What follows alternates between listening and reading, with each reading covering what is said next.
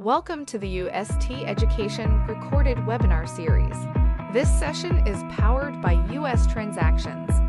UST is a boutique payment processing firm providing you with personalized service. We offer agnostic, best fit technology solutions for associations, nonprofits, and enterprise clients.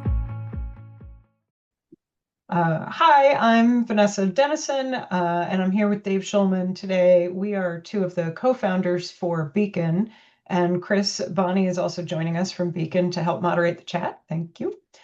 And we are both selection consultants. I've been working in association technology for 20 years and Dave for 30. So we have a little bit of experience in selections. Today, we're tackling something that's totally different now from what you may have experienced, even if you selected an AMS like 5 years ago. The market is very different than it has been in the last 10, 20 years. And the old playbook is going to take you, like, if you try and do selections the way you used to, it's just going to take years off your life. So there's a better way, there's a new way. And this will be hopefully a good way to introduce you to that as you start your year and start your budget year and start your selections. So if you want to move the slide, we're going to talk about the evolution of today's market and sort of where the products are now, and talk about what today's AMS looks like, because it's actually pretty different than what you may have looked at if you looked 10, 15 years ago, or even 5 years ago.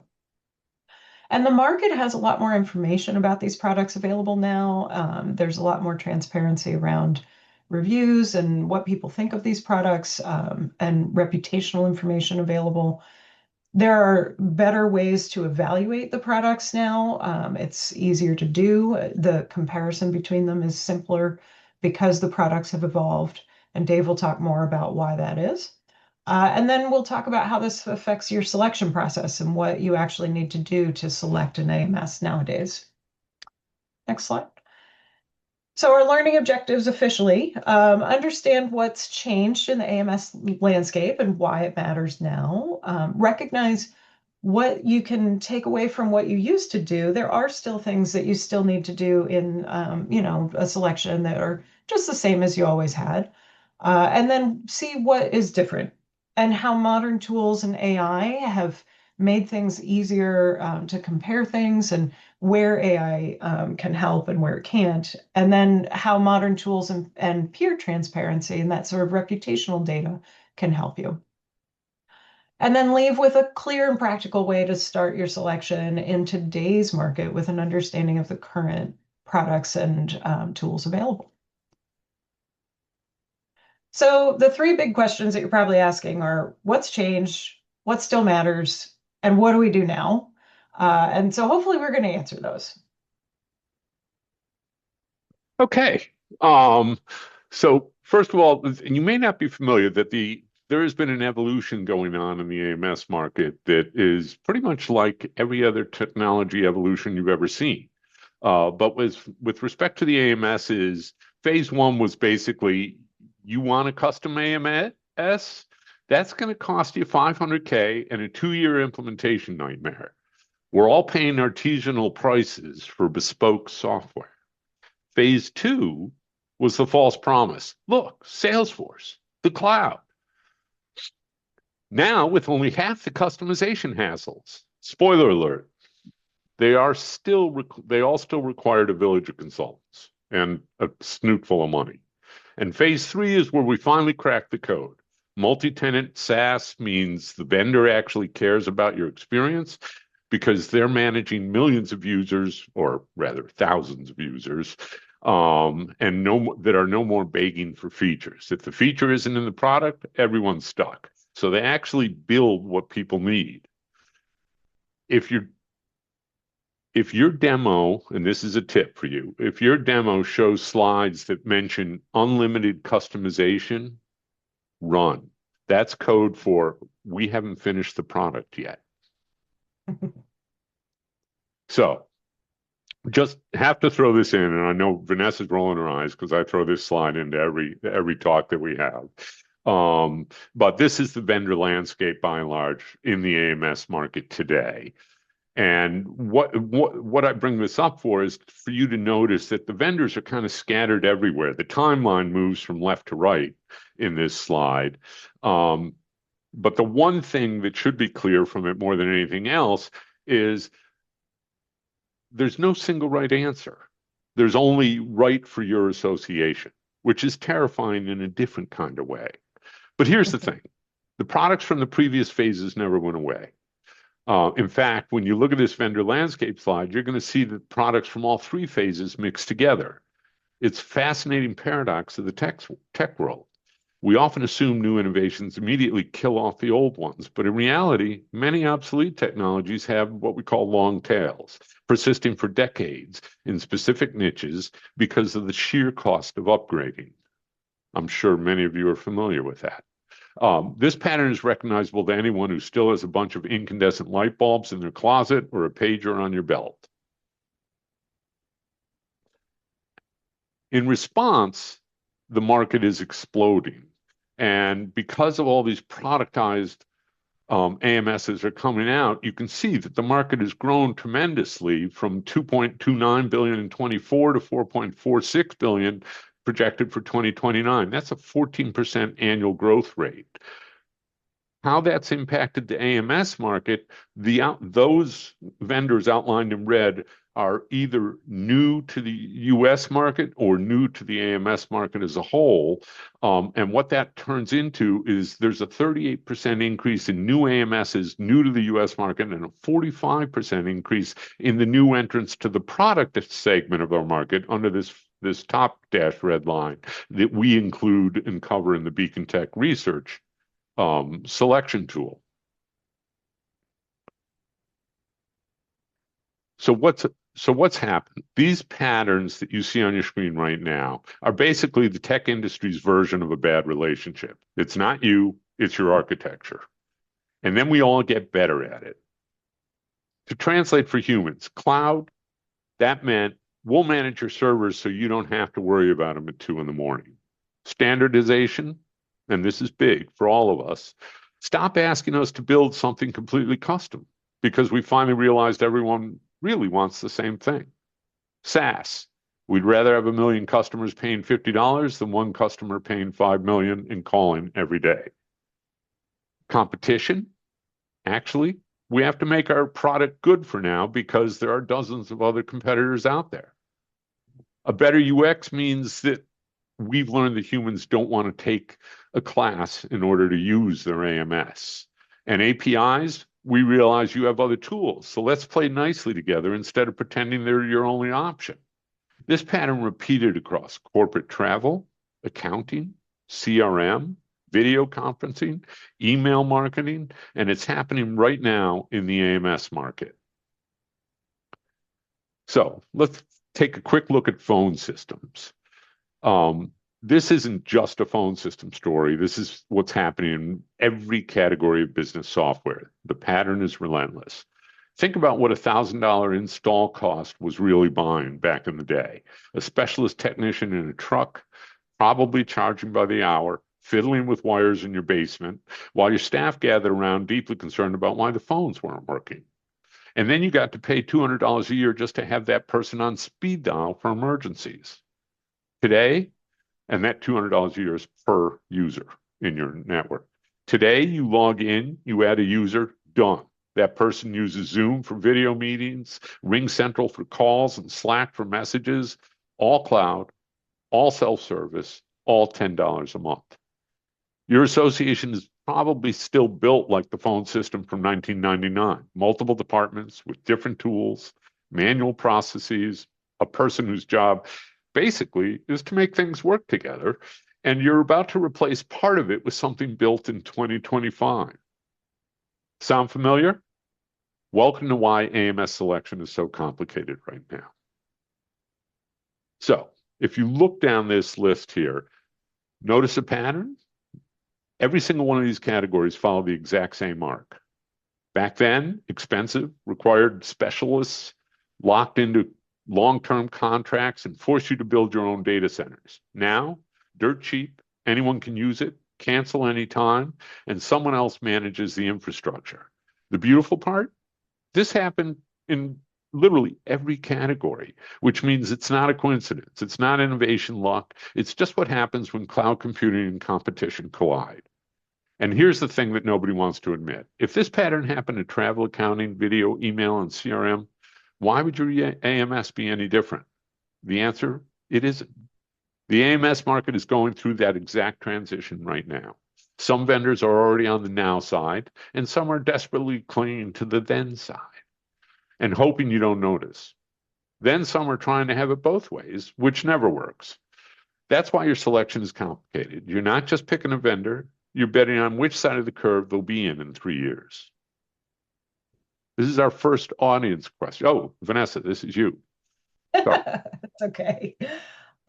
Yeah, so this is all so exciting for you guys. It's a little scary because it is kind of a whole new world of products, but it's no different than the products you're buying in other places in your industry, in your organization right now, like your phone system.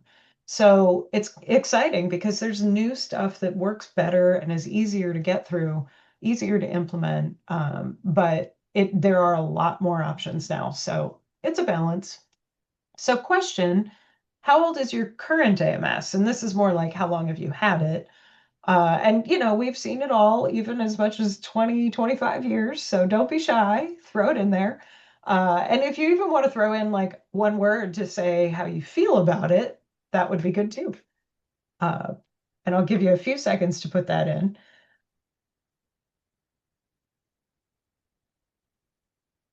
I'm seeing 5, 7 years, 3. We're launching our AMS this month, 4 years. So, I think 5 to 7 years is pretty typical, but some organizations in those big custom products, like Dave said, it was so hard to move with all the customizations that some organizations have been in there for 20 years. All right, let's move on.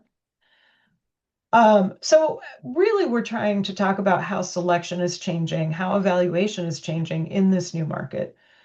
So the old way, so you have the needs assessment stage where you're trying to gather requirements. The old way was to sort of have this blue sky discovery where you come in and say, what do you want?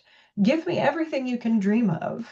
And you'd take months to meet with everybody and write everything down, make this big, huge RFP with a list of requirements and sort of put everything in the kitchen sink in, because the older platforms were trying to be one product to rule them all, one product that would manage with modules all these different areas of your business.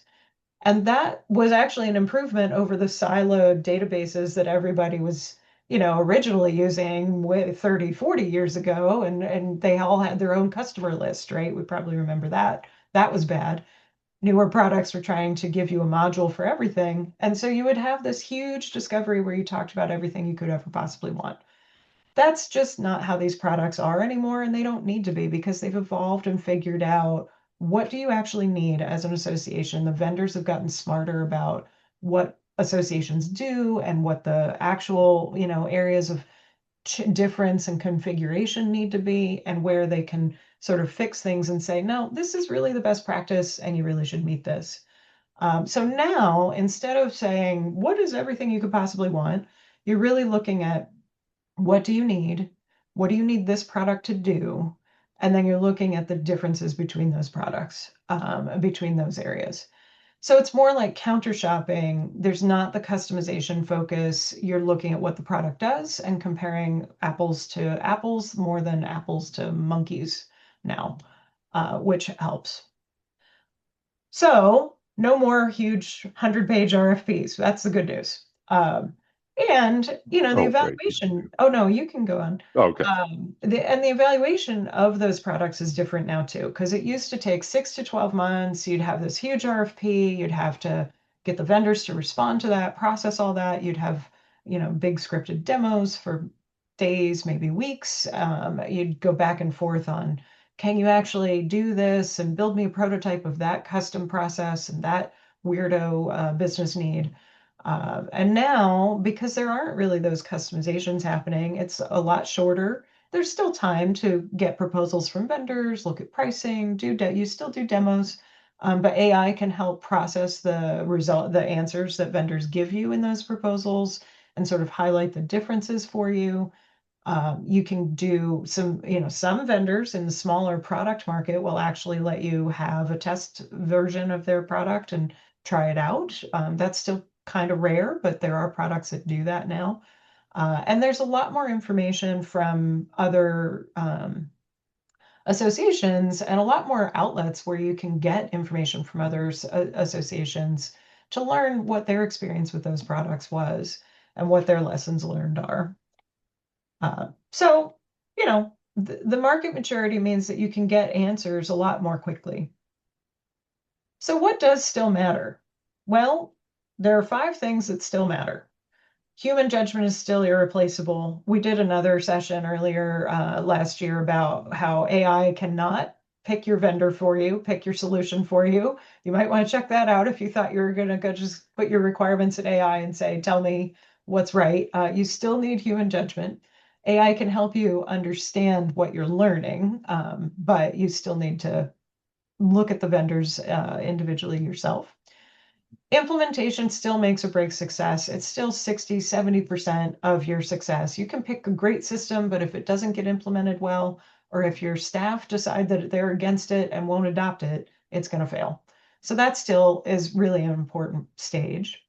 Your data is still your responsibility. You still have to clean up your data before you move into a new system. No vendor or system can overcome poor data. And that's becoming even more important in the age of AI and automation with AI agents and trying to actually get good information back out of that system.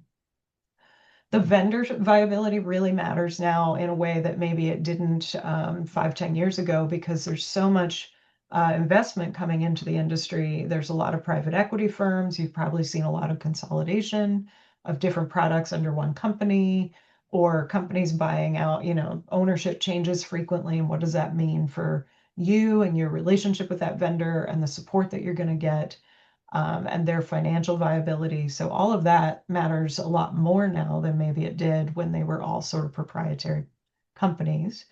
And that total cost of ownership has gotten more complex, because you do have the option now of these, products have really modern APIs and better technology underneath them. So you can integrate with other tools, but that means you need to decide, where do we buy a best-in-class product for this, business function, and where do we use the AMS module for that thing?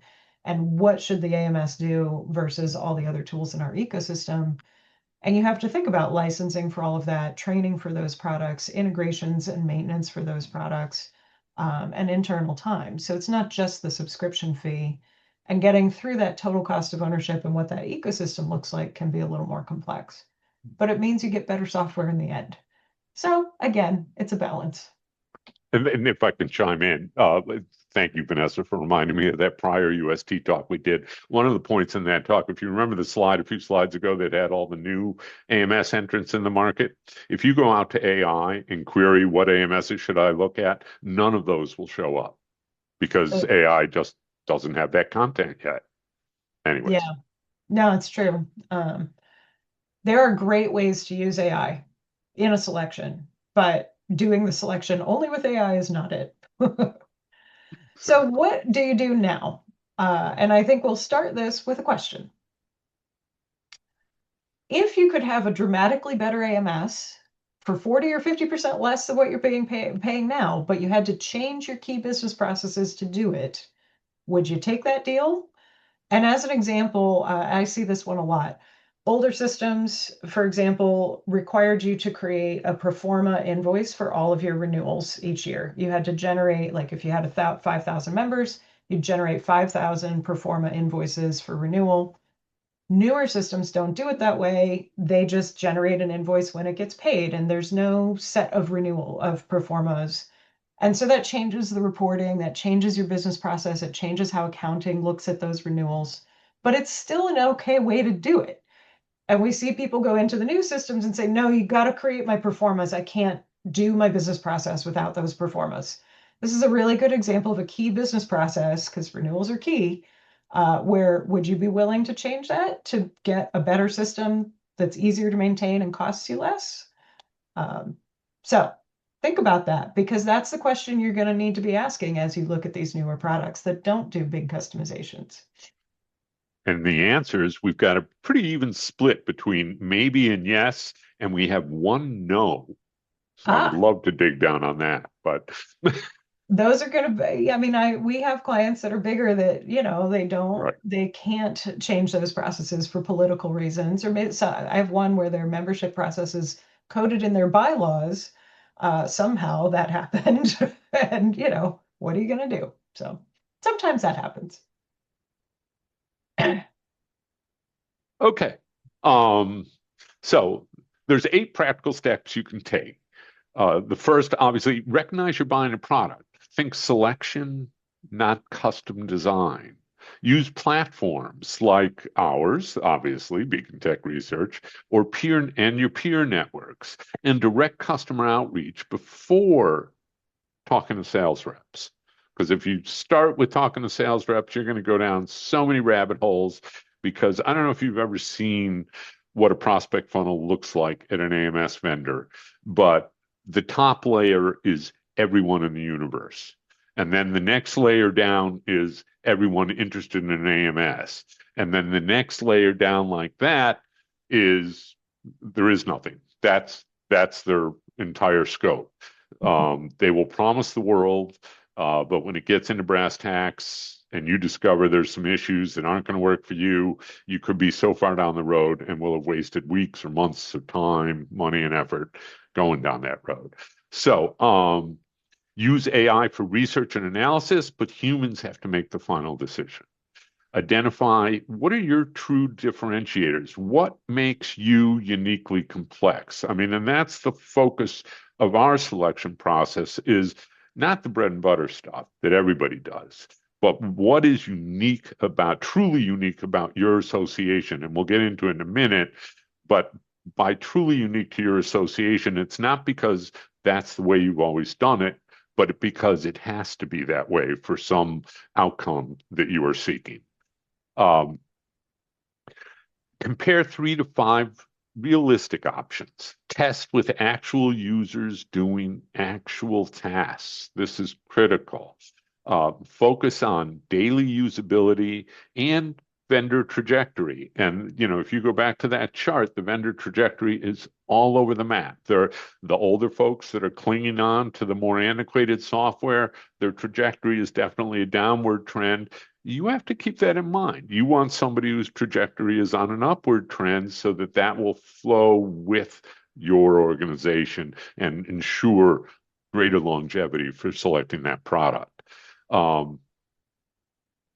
So budget 2 to 4 months for selection and 6 to 12 for implementation, ongoing for adoption, and budget real money in real time. Please do not go out and blow your budget on the purchase because what the purchase price is when you start the conversation is not likely to be the same purchase price that you get at the end of the conversation. So please buffer 20 to 30% padding on the upper end of what you're looking for. Or if the board comes and says we're going to spend X, say 80% of that is what we're going to put in the RFP or the RFQ or the products that we look at. Plan, and this is the tough one, plan for organizational change. Who needs training? What workflows change? Who are your champions? In other words, change management. I don't like the term change management because you're not really managing the change. You need to instill the change. You need to create the desire for change. And most associations that I've dealt with, and I'm sure Vanessa, you the same, they don't want to spend money on change management because A, it's expensive, and B, they want that money going towards the product that they're looking to buy. But I got news for you. You can buy the best product in the world, but if you don't manage that migration to fully utilize that product, you're not going to get the solution that you want. You're going to get a lot of people complaining of it used to happen this way, and now I got to do all this stuff, and you need to manage for that. So I encourage everybody to budget for change management if you really want the project to be successful. Um, Set expectations with vendors up front. Define success metrics together so that you both agree on them, so they can't say, well, that was your milestone, not mine. Build relationships beyond the sales department. Not the sales reps. It's not that the sales reps aren't wonderful people. Some of my best friends are sales reps, but you wouldn't buy a car only by talking to the dealer, right? You go back and do your research. So build those relationships to help you with that. I Another just want to audience. make another Oh, point please. about the change management because I think associations kind of never think about change management. And so you just said budget for that. I want to point out that there are actually like tools and products and consultants that can help with change management through your project. And I just want to say that because I don't think a lot of people even realize in our industry that there's like you can budget money to get help with change management and make it more effective.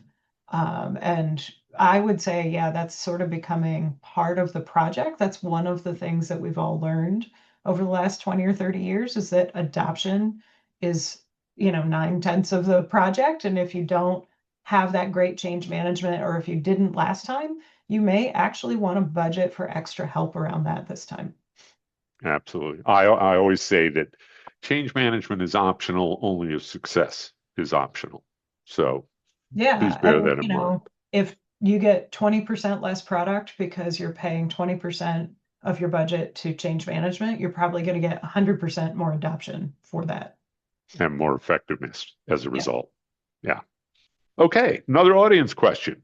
Um, Reality check for those of you who've been through an AMS selection before.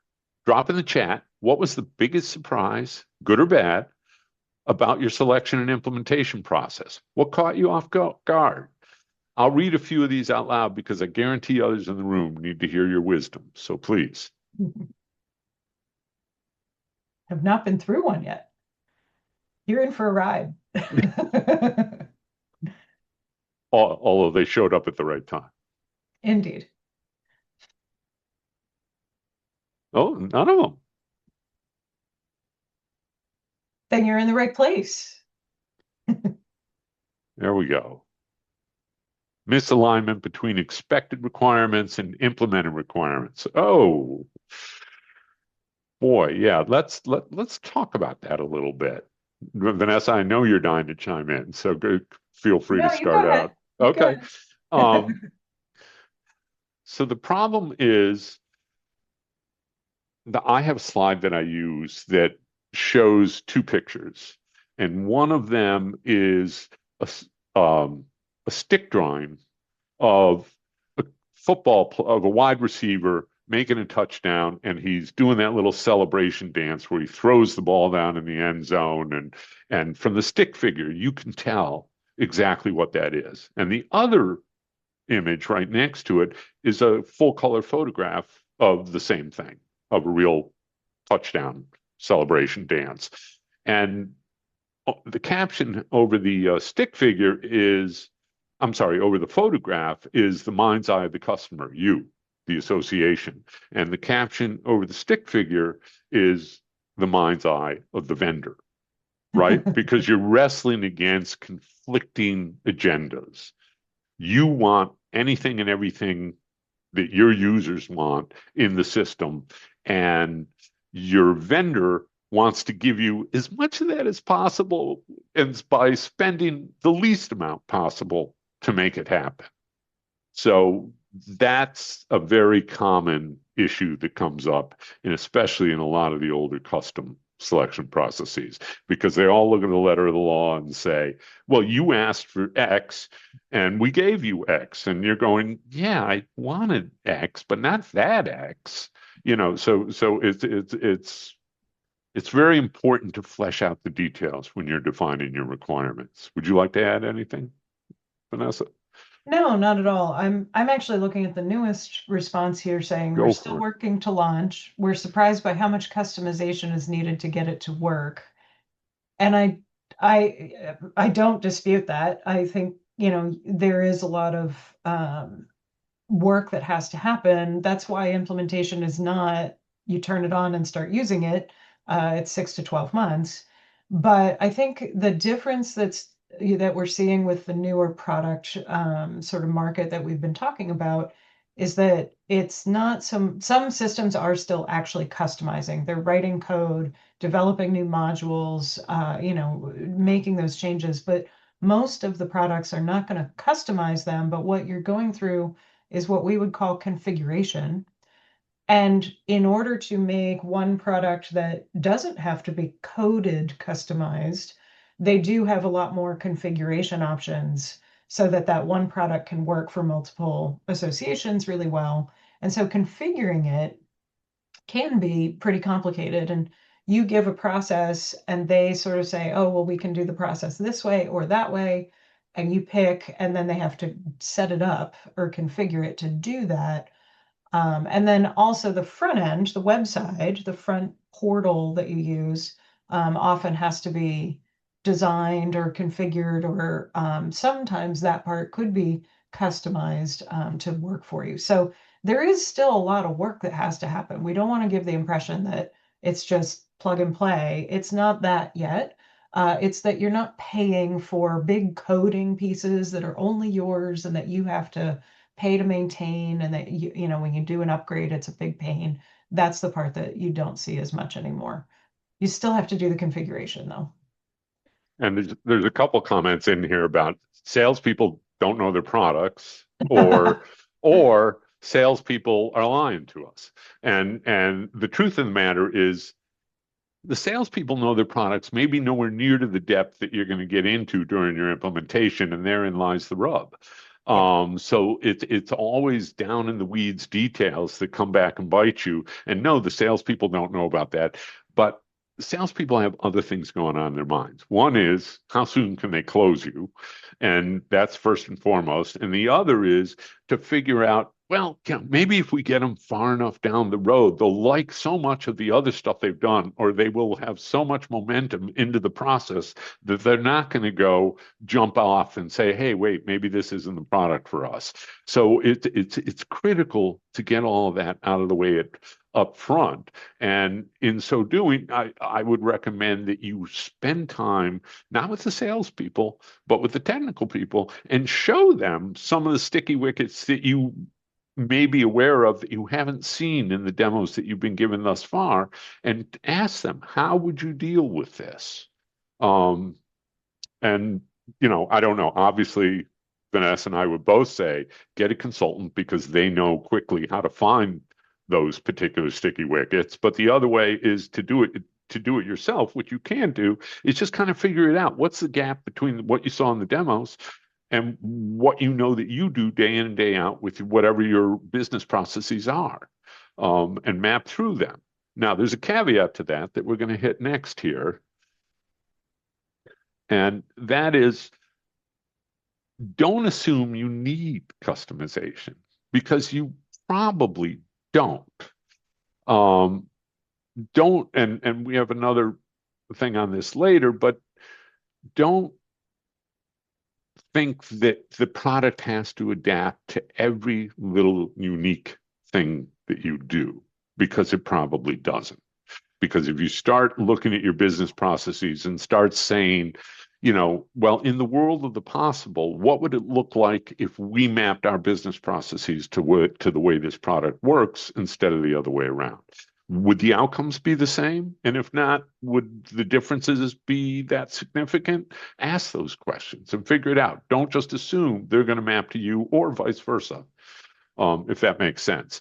Do your best to figure out a way to meet them at the product. It will save you time, money, and effort, not just in the implementation, but from there on, if you can adapt to the way their product business processes work. The other key, and back to the whole thing about the stick figure and the photograph, don't chase perfection. Perfection, as you know, is the enemy of the good.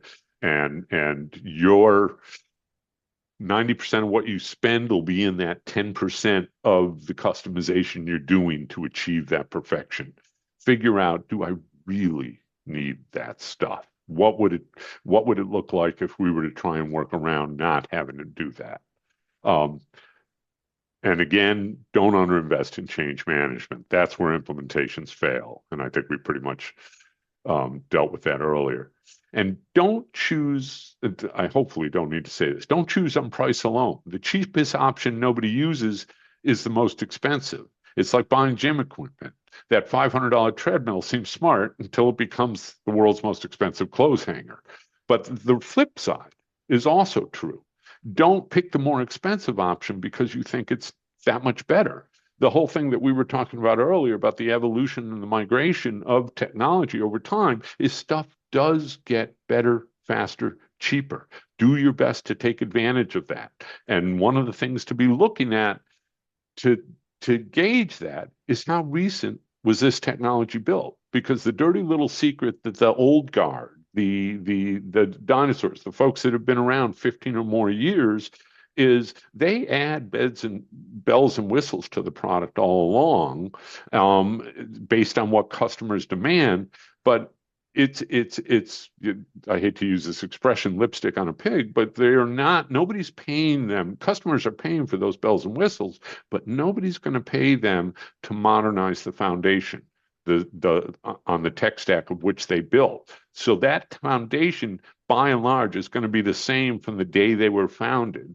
And you're working to, just like I think the last time I checked, it's 60% of banks are still using their core code base is COBOL, which is something we invented in the 50s and 60s and is still servicing most banking operations. Don't get stuck in that because it will continually haunt you. I just want to jump back to the edge case thing too. So these newer products will probably meet about 80% of your needs, and then 20% will be, weirdo exception edge cases or things that the product doesn't meet well. The trade-off is they're able to meet like 80% of your needs, usually with just configuration because they've gotten better. But you do need to be willing to move on that 20%. And in general, we've found the products have gotten better and gotten more able to meet most of your needs without customization. But you do need to be more willing than people used to be to give on that 20%. If you find something that meets 80% of your needs, that's actually really a tight fit in this market. And I'm going to move on to Vanessa, and while I check the what's showing up in the chat. So go ahead. Talking about what modern product best fits how we actually work. I mean, what we've been trying to say all along is the selection really boils down to what fits us. And all of these products, the new ones and some of the old ones, like they have pretty specific things that they're great at and some things that they're not so great at. And you need to figure out what actually fits what you work with and what you do every day, your workflows, your needs, the modules that you need it to do. And I would say that right now is a great time to be looking. So the market has matured, like we've said, the products are better, they're cheaper, they work for more cases without as much effort. The prices have dropped, the capabilities are a lot higher.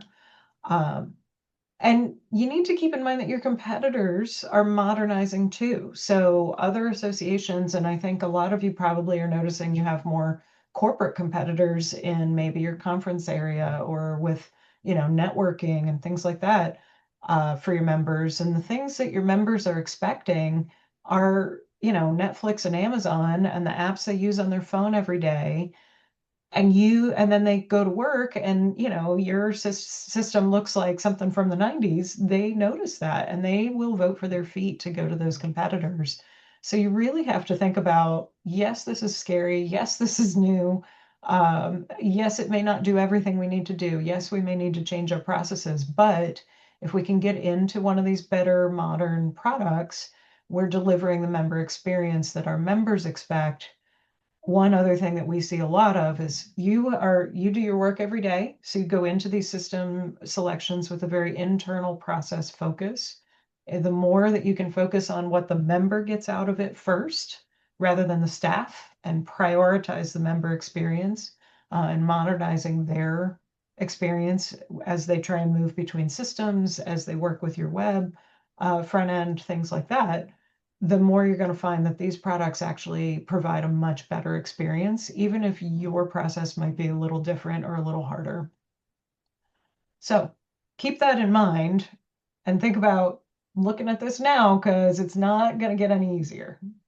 And before we go on, I just want to hit on some points that were made in the chat.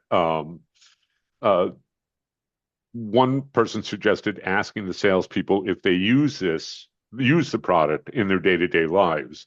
The only problem with that question is, A, they'll probably answer yes because they're doing demos every day in their day-to-day lives, and that doesn't get them any closer to how you would use the system for operating your association. The short answer is they've never used it for operating an association.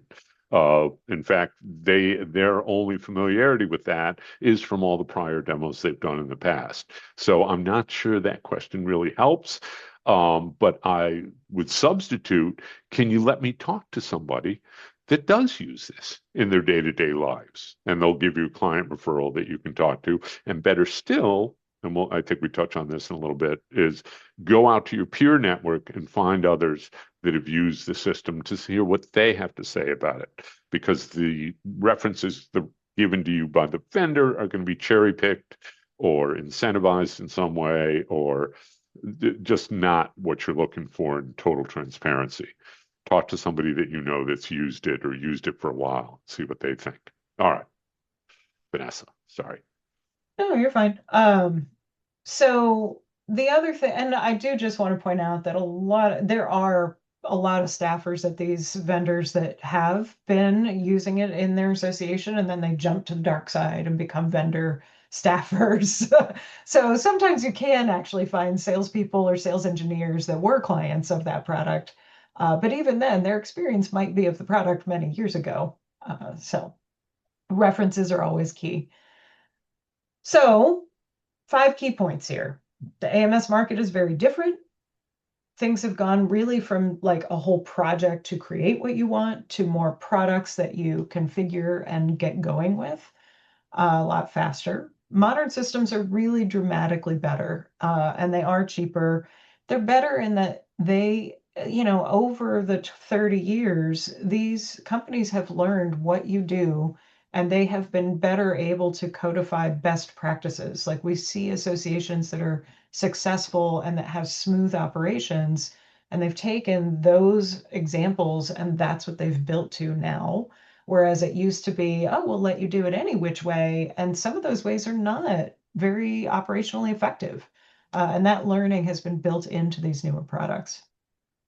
So that's another reason it really helps to move your processes in the direction the products go, because the products really have figured out from examples and all the work that they do with associations what works best. Selection needs new approaches. You can use AI, which makes things so much easier in so many ways. And you're really like comparing the differentiators between products rather than assessing who can build what you need the best way. And that makes it more easy to compare, but also, you need to be willing to give a little, like we said, in how you do things. That human judgment still essential throughout. Can't rely on AI for everything. And you still need to figure out your rapport with the vendor and do they culturally fit with you? And how do you feel about their stability and their relationship with you? And as well as the product. Definitely don't discount that part either. And remember that implementation is still a lot of your success, and that change management with your implementation does matter. Yeah. Yeah. What's almost more important than the implementation is the adoption of the product. So, okay. So we would like to open it up for questions. Any questions you would like to ask? You've got two association tech consultant, AMS selection experts here. Now would be a great time to get free advice.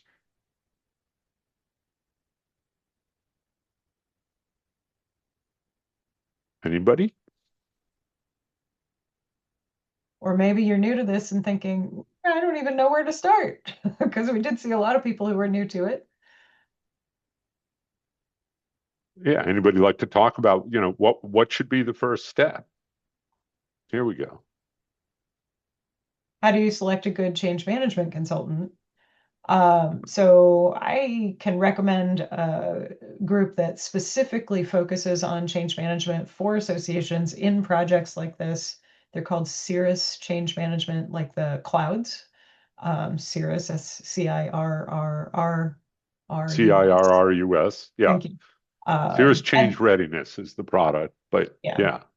And then there's also ProSci is the company that is most well known for change management consulting. So you can also look that up. It's PROSCI. I think it used to stand for like professional sciences or something like that. But, Yeah.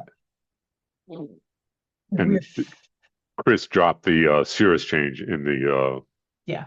chat. Um, Thank you, Chris.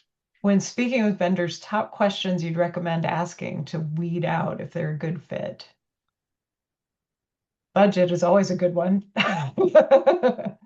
Do that, what sort of range? I like to ask, like, how many clients of your size do they work with? Because you don't want to be a big fish in a little pond or a little fish in a big pond. And they definitely have a market. They may do what Dave said, where everybody fits and they're like, oh, we don't have a target market. And that's not a great answer. So if they say that, then, you want to question that for sure. And probably need to do some more research on what their target market really is. Dave, I'm sure you have other questions you would like. Yeah, if you have a trade association, get trade association references. And if you have an individual membership, get those. Most folks are kind of a hybrid now. What you want to make sure of is, how do they handle the organizational relationships? How do they handle the relationships between individuals within the system, or between individuals and orgs within the system, or between orgs and other orgs within the system? Can you relate affiliates? The things that really every client I think I've ever had needs to do, whether they think of themselves as having to do it or not. Because it's important in the makeup of any membership as to who do your constituents relate to? What other third-party orgs outside of your organization do they belong to that maybe you should be tracking? Those are things that you want to make sure the AMS can support. Let's see, what other comments do we have here? I don't see a lot of others. One other thing I would point out, and this is sort of a little shameless plug. I mean, in the world of selection, Beacon is a new selection tool. It's an online selection tool that helps you to, it's a questionnaire you fill out that covers the differentiators between the products that Dave and I have pretty much identified in our world. And we have a tool that gives you recommendations, and then there are smaller packages of consulting with that to help make this even smaller, simpler, and faster. And that's a totally new way to do selections that we've developed from our experience and based on our knowledge of those products in the market, that makes it really simple if you're a smaller association looking at those products. All right. And that's based on 30 years of experience and 20 years of experience for Vanessa. Yeah. I don't know which side her picture is on your Zoom, but yeah, I'm pointing anyways. Other question. Let's see. Somebody asked, favorite companies to work with that you hear about it. I don't think we're going to go there on AMSs, just because it's a dangerous place for us consultants to go, no matter what. We don't want to step on any toes or burn any bridges in communication. And it really depends on what you need. I mean, there isn't Exactly. really a favorite because it really depends on what you need. Yeah. Again, I would emphasize, if you go back to that chart we showed early on, and I think they get these slides, don't they? But early on, Stay as far to the right in that chart as you can. Go for the more modern solutions. There's some great vendors in the middle of the chart, but the stuff on the very left end, it's in the evolutionary scale, it's primordial ooze. Does the chart take into account company mergers? Yes, they are listed on the chart as to who the current owners are, although I do not have the latest. I haven't updated it for the Momentive acquisition of Personify yet. And they just brought that up, Brandy. Dave, Thank you. that Yes. was like 7 days ago. I know. What's the matter with me? Why haven't I put that on there yet? But that does not, when you say take it into account, Brandy, I just want to emphasize that does not change their position on the modernity scale, the x-axis of that chart. It doesn't move them further to the right just because they got acquired this year or last year. Because what's important is when was the foundation code written? That's the thing that's going to determine how adaptable, how agile it is, and how configurable and customizable and adaptable it is to modern needs and requirements. If you go back to the aughts and the tens, there's going to be stuff out that was put out before social media was a thing. There's going to be stuff that was put out before CRM was a thing. These are all important matters to associations. So don't go there if you want to stay current and relevant. You don't want your members who use Amazon and Netflix and even their online banking, in spite of what I said about COBOL earlier, and then come and look at your user portal and say, hey, the 90s called and they want their software back. So you need to present a modern face to your membership. Let's see. When speaking with vendors, what top questions would you recommend asking them to weed out if they are a good fit for your organization? Wow, that's a loaded question. I think we already answered that. Did we deal with that? Yeah, we were talking about, asking them about the budget and the size that they work with and things like that. One person says, I don't see Impexium on there, but Impexium is now Remembers. So I'm on it. I updated the chart for that. Yeah, Remembers is on there, and that is Impexium. Yeah, and what you're supposed to remember is that they used to be called Impexium. So yes. There. Yeah. Any other questions? All righty. I think our work here is done. On time. Fantastic. So I'll go ahead and take back the screen share and close this out. But if anybody does think of another question, we've got a couple of minutes, so feel free to drop it in the chat as I do that, or stay on and we'll hang out. Give me just one moment here.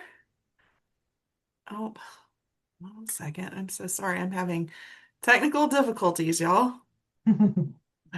Oh, do I need to stop my share? No, it's not you. Zoom is just being a little weird. It didn't want to show the correct thing. It wanted to show every other window I've got open. All right. All right, there we go. So before you leave, please let us know in the chat I'm sorry, there it is. What is your most important takeaway from today's webinar? And as we wrap up, I also have a little announcement for you. I want to let you know that our call for speakers is open. So if you've got thought leadership and subject matter expertise you'd like to share with the association community, we would love to have you. You can use the QR code on your screen to go to a form where you could submit your session, or you can send me an email. I'll put my email address in the chat in just a moment. So thank you again, Vanessa and David. And thank you to all of you for being here. We will see you next time. Have a great rest of your day, everybody.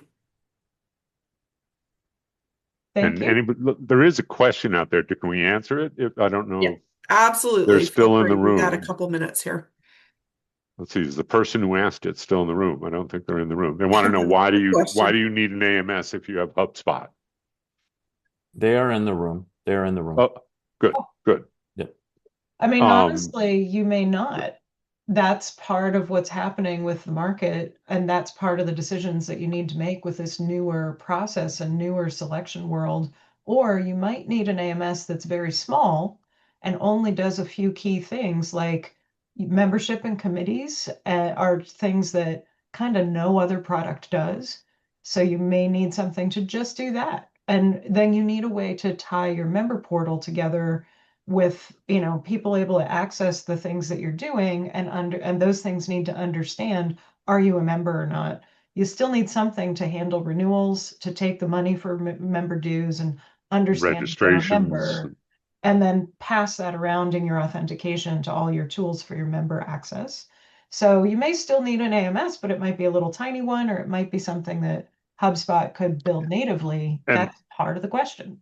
there is a brand new AMS out there, created by an industry veteran called Cannoli, just like the dessert, the Italian dessert, that is built to be from the core to be bidirectionally integrated with HubSpot. And it's a beautiful AMS. So if you're using HubSpot and you love it, I would strongly recommend you take a look at that That's product Cannoli. as well. Cannoli. Yeah. All right. All right. I think we're good here.